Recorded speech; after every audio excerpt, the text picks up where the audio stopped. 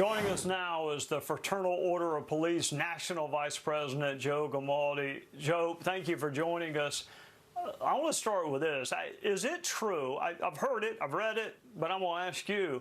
Police agencies are suffering shortages, and they are having a really difficult time recruiting and retaining officers. Yes, you're absolutely right. You know, I've been a police officer for 17 years, and I've never seen it this bad. Retirements are up 45%. Resignations are up 25%. We can't get anybody to take the job. Applications are down 83% in Chicago. In New Jersey, they're down 90%. And do you really blame anyone at this point? I mean, we've been called murderers. We've been spit in our face. We've been beaten up for the better part of a decade. So these smart, intelligent people, the people who are interested in a life of service, the exact people that we would want their feet, and they're taking their talents elsewhere. And this is only going to exacerbate the problem of building trust in our communities, because we're ending up lowering, it's already started. We're starting to take people with criminal histories, with people who have drug histories, and as a result, the overall profession of law enforcement is going to go down. So it's a vicious cycle, and we're on the road to not even having a professional law enforcement if this keeps up.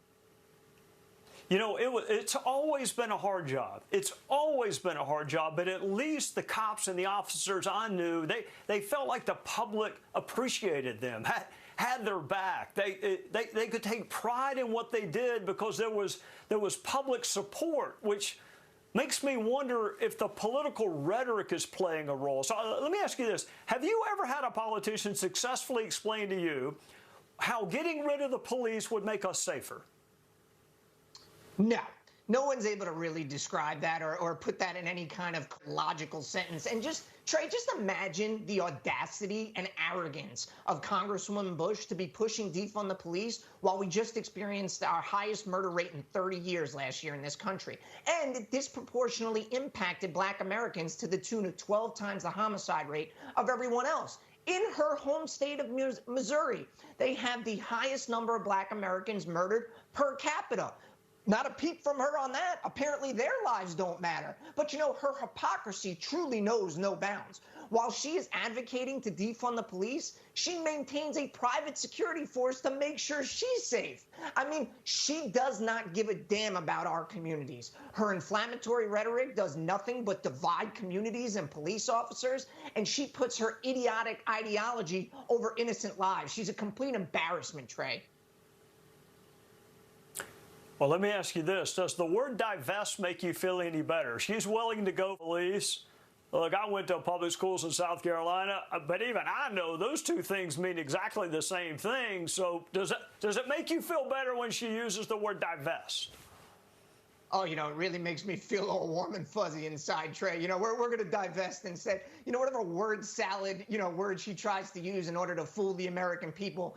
But the American people aren't stupid. They know who was calling to defund the police in this country, and you can bet that when they go into the midterms here in a couple weeks, they're going to hold the people accountable who did this, because they know crime is through the roof. They know violence against law enforcement is through the roof, to the tune of 252 police officers shot already this year, and they're going to hold those people accountable. All right, we got about a minute left. I want to ask you two questions. What can we do to get more folks interested in a very noble profession, which is law enforcement? And what can the public, not Cori Bush, not the public, do to show that they actually do support the overwhelming majority of the police officers that are very good and decent men and women? You know, I still work the streets every single night, Trey. In fact, I'm going to head into work after I'm done with this interview. If you're out there in the public and you see a police officer, just tell them thank you. You have no idea what that means to us. You absolutely make our day, make our week, just to come up and thank us for our service. So do that if you're out there in the streets. And as far as our communities, make sure you show your support for law enforcement locally with your elected officials. Let them know that you want a fully funded police department. Let them know that you want the highest training standards for law enforcement. And when you do those types of things, we're going to attract the right people to our profession, and maybe we can start turning this ship around. Well, Joe, do me a favor. Any cop you see between now and the next time you and I talk, tell them that I appreciate them. They are willing to do things that other people are not willing to do.